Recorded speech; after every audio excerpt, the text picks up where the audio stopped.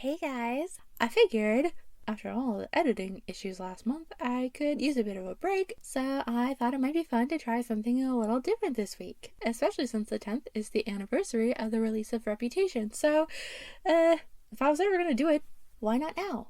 So, celeb drama isn't something I generally pay too much attention to since it's not really an area of interest for me, but it is nigh impossible to escape a little sister, and when you have one that's a Swiftie, you're gonna hear about Taylor whether you like it or not. And my sister's an OG Swiftie too, having loved her ever since she first heard Tim McGraw on the radio, so I've been hearing about Taylor for a long time, and I only kinda sorta paid attention for the first few years. After a while, during the Speak Now era, actually, there's no denying that album was awesome, I started getting into Taylor's music myself, and there was one thing that happened during that time that I was always surprised that nobody seemed to talk about, and in my opinion, I think it's the real reason that Taylor doesn't seem to like Justin Bieber. Everyone seems to think it has to do with his tumultuous relationship with Taylor's friend Selena Gomez, and while I'm sure that does factor into it, in my opinion, the whole thing runs a lot deeper than that, and here's why. So, even though I didn't really pay too much attention to Taylor in the early years, I did know enough about her through my sister, and just, in general, stuff you see around, to know that Taylor was pretty much known for being a sweet, down-to-earth girl and just seemed very happy to be able to share her music with the world. And she also liked to write love songs and seemed to be in love with the idea of love itself in a way. You say that you're a hopeless romantic? I say that I am sort of a hopeless romantic. It's like I don't know. It's like I don't know what I want the end result to be. I don't know when I want to end up like settling down or something like that. I don't know any of those things, but I do know that like the idea of romance is kind of what makes me get out of bed in the morning. I think it could be said that she was enchanted by the thought of happy endings and the fairy tale-esque magic that's supposed to come with true love, and that theme is very present throughout her first 3 albums. Which brings us to Justin, who, when offered the role of guest host on the show Punk'd in 2012, thought Taylor would be a great candidate to prank. The problem? Besides the premise of Punk'd itself, which puts celebrities that are already stalked and harassed by people on the daily in unnecessarily stressful positions for the sake of entertainment? I guess the second problem is that Justin didn't just prank her, he decided to do something a bit more cruel than that and hit Taylor where it really hurts, right in her love of romance and happy endings. Who's going to be the first person that you want to get? I think we should start with Taylor. All right. I mean, we have a good relationship. Like, I went on tour with her. Like, in London, I opened up for a few shows for her. I would definitely consider her a friend. We don't want her to cry, but ultimately, that's what we're going to do, and it's going to be epic. You don't want her to cry? Well, do you want her to cry? Yeah. You do? We need a little tears running down the face.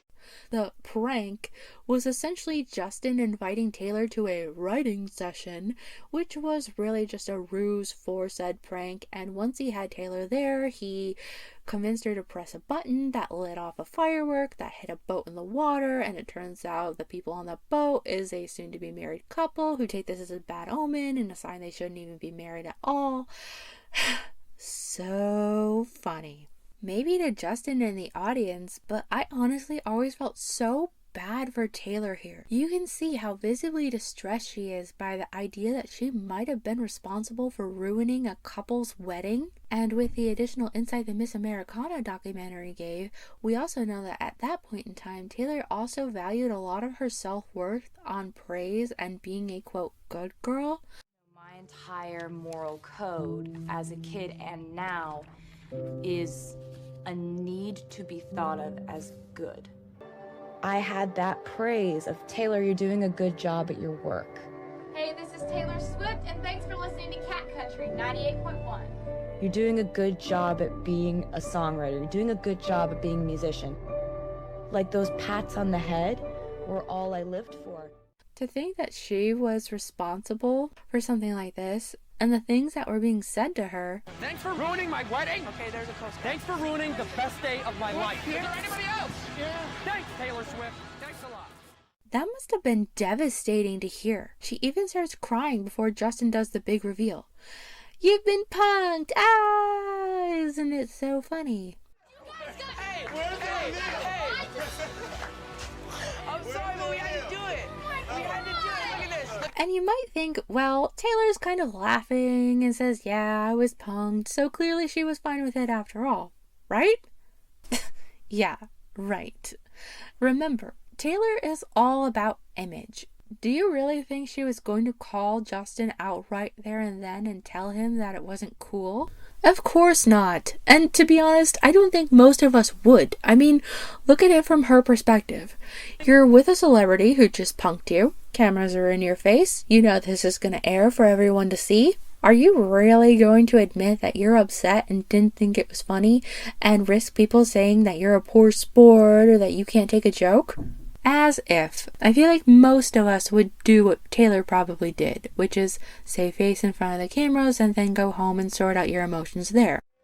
I just got punked, and it was incredibly traumatic and brilliant, and this one is the guy who did it to me.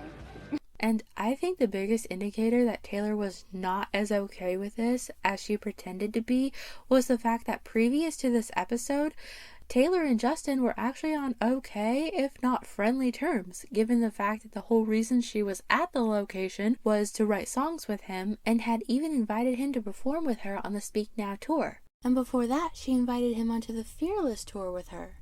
This episode aired on March 29th, 2012, and that would have been after the Speak Now era, but before the Red era. And since this episode aired, when have you seen them together? Or her even really mention him at all? What are your thoughts on Justin winning the Milestone Award so young? Can we have another question? And I feel like the timeline of their supposed fallout, if you will, kind of supports this theory, considering that in the lead up to the filming of this episode, Taylor was on the Speak Now tour and performed Baby by Justin on July 15th, 2011, and actually invited him to join her during the August 23rd, 2011 show. Well, the wiki says that the Punked episode was filmed in late August 2011. So likely right after the August 23rd show, as the August 23rd show was Taylor's first one in California, and the episode was filmed in Malibu, California. And I would be willing to bet that it was filmed on August 26th, as Justin specifically asks Taylor if she had a Friday off, and she did, so that's the day he invited her for the songwriting session, and the only Friday Taylor wasn't doing a show while she was in California was August 26th, so 3 days after Justin joined her on the Speak Now tour, and after that, she seemed to avoid him as much as possible, and he definitely wasn't invited back on tour with her again. Even Justin admitted that he and Taylor don't really talk anymore in an Instagram post he made regarding the Scooter Braun situation, saying, "Scooter has had your back since the days you graciously let me open up for you. As the years have passed, we haven't crossed paths and gotten to communicate our differences, hurts, or frustrations." He then goes on to say that bantering back and forth online won't solve anything, as he posts this on social media for the world to read. Okay, Justin, whatever you say. Also, we haven't crossed paths and gotten to communicate our differences. I don't know, Justin. Not crossing paths is looking a lot more like Taylor's avoiding you. Probably because she doesn't like you. Gee, I wonder why. It wasn't the one I wanted. Okay, I here we wanted go. this one, but what do we do with this now? I'll eat it. I'll eat it. It's mine. But it doesn't have a head. Honey? Oh, man. It's not the banana that I wanted. That was so funny. Yeah, Haley, it's a real riot. It's not the record. It has no head. Yeah, I bet you if Taylor had done the monologue song in 2012 and not 2009, there would have been a Justin reference. La la la. Ha ha ha. So yeah, long story short, Justin's prank on Taylor was specifically designed to hit her where it hurts. True love and happy endings. And I don't think she just forgot about it. I mean, this is the same girl who wrote and sang songs like Better Than Revenge, Look What You Made Me Do, Mad Woman, Karma. Taylor doesn't just let that stuff go. She's not Elsa. But I just always thought it was a really crappy thing to do to someone. And I know there will always be those people out there like, oh, it was just a joke. Jeez, it's not that deep. And that's why I'm really glad that there's now a term that's been coined to refer to people who make hurtful or offensive comments and hide behind it being a joke. It's being Schrodinger's a-hole, where you decide whether or not you're joking based on the reaction you get. If no one says anything, then yeah, you're totally serious. But if people get offended, then it was just a joke. God, don't get so mad. And then I was thinking, the most rage-provoking element of being a female is the gaslighting that happens when, you know, for centuries we've been just expected to absorb male behavior silently, right? Silent absorption of whatever any guy decides to do. I'm one of those people who thinks that if everyone isn't laughing, like genuinely laughing at the end of a joke, then, you know, it's not a joke, you're just being a jerk. But speaking of being a jerk, something else I noticed about this is that, you know, it's well established that Taylor does not like Scooter Braun for many reasons. And she also does not like Kanye for obvious reasons. But has anyone ever thought about how the two things Justin and Kanye actually have in common is that they both have worked with Scooter Braun and they were both, quote, friends of hers that filmed her without her knowledge? Methinks the third thing they may have in common now is that they're on Taylor's list. I got a list of names and yours is in red underlined. Just saying. Anyway, that's all I've got to say on the subject. It was just something I've randomly thought about for years, and I'm like, hey, well, why not just make a video about it? Might be fun. So please let me know what you think, and if you liked it, I can definitely do more of them in the future if you do. But yes, thank you so much for watching, and as always, I hope you have a wonderful day or night wherever you are. Bye!